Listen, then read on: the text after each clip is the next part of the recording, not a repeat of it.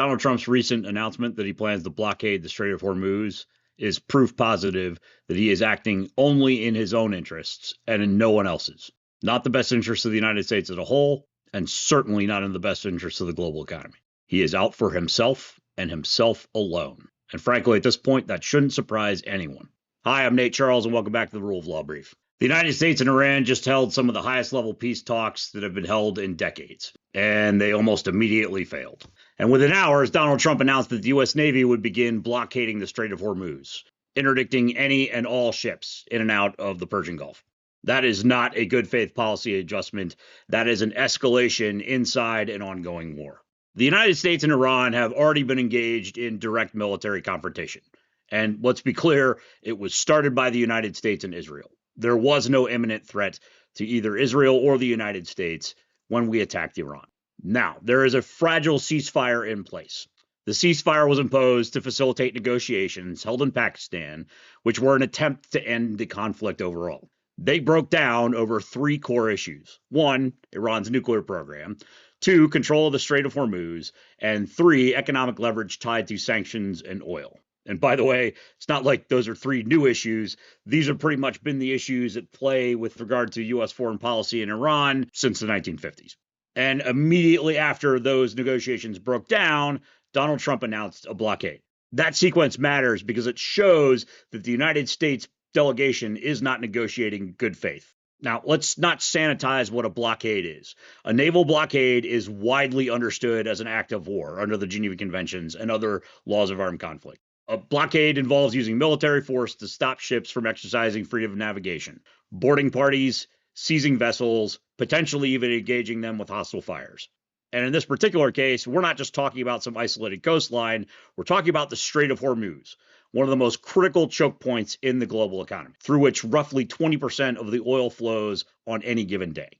So, when you threaten to blockade the Strait of Hormuz, you're not just confronting Iran, you are threatening the global economy. The deeper issue here is that this blockade isn't just a direct threat to the global economy, it also exposes the fallacious premise of the negotiations themselves. Case in point, the United States is demanding that Iran give up its nuclear program entirely. That was never a realistic goal. Even under the Obama-era Joint Comprehensive Plan of Action, the high watermark of U.S.-Iran diplomacy in the last century, Iran did not agree to eliminate its nuclear program. It agreed to limit it, it agreed to monitor it, it agreed to subject its nuclear program to IAEA inspections. But that's as far as they were willing to go, even in a good faith environment. Now fast forward. Donald Trump tears up that deal for no better reason than it was one of Obama's crowning achievements. The trust between Iran and the United States as institutions falls apart completely, especially when Donald Trump is at the helm. Then the United States sucker punches Iran. Retaliatory strikes by Iran inevitably follow. That was simply never going to happen. Because again, even setting aside the incredibly bad faith of the United States over the last couple of months and years, you have to understand what Iran's nuclear program means to it and to its controlling regime. The United States is treating Iran's nuclear program like it's some kind of bargaining chip, but for Iran, it is not a bargaining chip. It is an existential issue. From Iran's perspective, they've got a lot of data to back up certain assumptions underlying these negotiations. One is that agreements with the United States might not hold. Two, the United States is ready, willing, and able to use military force at the drop of a hat. And so three, without a nuclear deterrent, they are exposed. So when you ask the Iranian regime to give up their nuclear program, you're not asking for a concession. You're asking them to give up the one thing that they believe is likely to keep them alive. And that's a non-starter. And if, as the United States under Donald Trump has, you build a negotiation around a demand that the other side cannot accept and then escalate when they refuse, you are not negotiating, you are overplaying your hand. And that's what this blockade really is. Donald Trump overplaying his hand. So just briefly, let's step back and look at what incentives are driving this. You don't need to speculate wildly about intent here. You can infer what Donald Trump is thinking from the situation. Donald Trump is entering these negotiations after a costly military conflict, a fragile ceasefire, and mounting political pressure at home related largely to the Epstein files, to say nothing of his mishandling a whole bunch of other major political issues. With regard to Iran, Trump really only has two available options right now: accept a limited deal that looks like a compromise, or force a maximalist outcome that looks like a decisive win. Donald Trump knows that he's not going to maintain control of the White House with the former. He has to get the latter. Donald Trump knows that his party is not going to win the midterms with the former. And if the Republicans don't win the midterms, he is going to be impeached. And if he is impeached, he is probably going to be convicted this time. And if he is convicted and removed from office, he is likely to face criminal jeopardy for a variety of misdeeds in the criminal courts of both the United States and the various states where he's lived. This is a long way of coming to the conclusion that Donald Trump has to not only win the Iran war, he has to achieve a result that is a spectacular success, or he is dead in the water as a politician. If the negotiations with Iran yield something that looks very similar to the JICPOA framework, the Joint Comprehensive Plan of Action under President Obama, it looks like Donald Trump has failed massively. And in reality, he has. He will have achieved a position that is nearly identical to the one that was active on the day he entered office in 2017. But he will only have achieved that position through the exorbitant expenditures of both blood and treasure of the United States. So the only outcome that actually serves his position is one that can be framed as an overwhelming success, total victory. And if that's the only acceptable outcome, escalation is almost inevitable.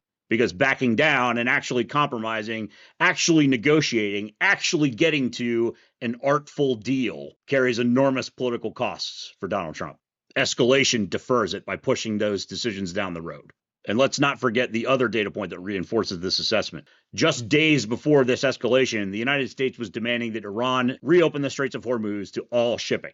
And Iran's response was not a total refusal. It was conditional. They signaled a willingness to allow traffic to resume, meaning that oil could flow into the global economy again, but with the exception of U.S. flagged vessels.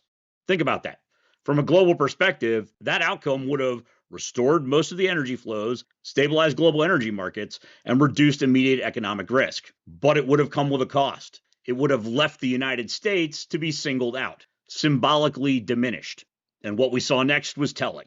That kind of partial solution, one that reduced global harm but imposed reputational costs on Donald Trump, got rejected. So instead of negotiating from a position that could have reestablished stability to the global economy, Donald Trump is instead choosing to go for broke at the risk of collapsing the global economy and affecting the interests of his own people at home. So take a step back and look at the full pattern. We have a negotiation built around an unrealistic demand, a predictable breakdown of those negotiations, a partial off-ramp that would have allowed Donald Trump to reduce global harm, but at the expense of his own reputation. Donald Trump predictably rejecting that off-ramp and instead doubling down in an attempt to save face at the expense of his own people's interests. That sequence tells you everything you need to know. Because at that point, Donald Trump isn't just making a foreign policy decision, he is making a decision about priorities, his own personal priorities. He is choosing between accepting a limited outcome that reduces risk but looks like compromise, or escalating in a way that preserves leverage and the appearance of strength, even if it comes at a global cost and harms his own people. What this suggests, reasonably based on the pattern, is that Donald Trump is avoiding the appearance of backing down at the expense of broader economic harm. Donald Trump is now on a path where he is willing to impose significant costs, not just on Iran, but on the global economy and by extension, his own people, in order to sustain a negotiating position that was never realistic in the first place. That's not leverage. That's not good diplomacy. That's escalation driven by personal constraints. That's not how conflict gets resolved. That's how it escalates.